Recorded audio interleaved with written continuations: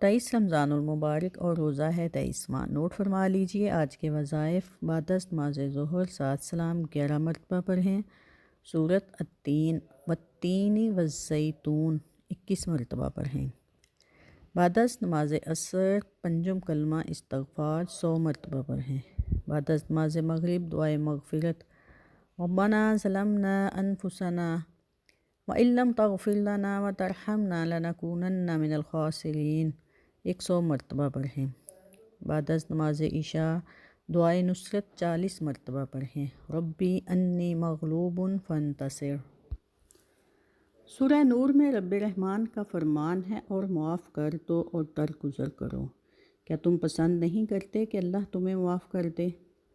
درگزر کرنا مطلب کسی کی غلطی، زیادتی یا تکلیف دینے والی بات کو معاف کر دینا اور اس پر بدلہ نہ لینا، اس کے باوجود کہ تم بدلہ لینے کی طاقت رکھتے ہو۔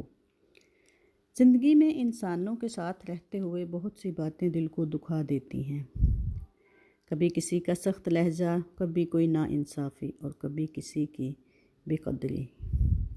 ایسے وقت میں نفس بدلہ لینے کو چاہتا ہے، مگر مومن کا راستہ بدلہ نہیں بلکہ درگزر کا راستہ ہے۔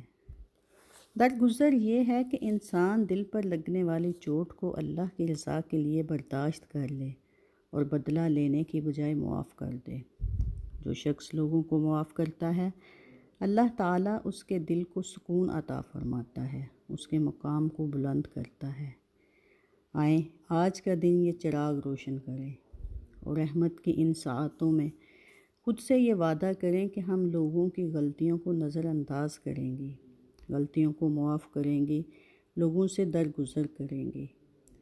رب رحمان سے دعا ہے کہ وہ ہمارے دلوں کو کینہ اور بدلے کی آگ سے پاک فرمائے اور ہمیں معاف کرنے والا، درگزر کرنے والا بنا دے، اور قیامت کے دن ہماری خطاؤں سے درگزر فرمائے۔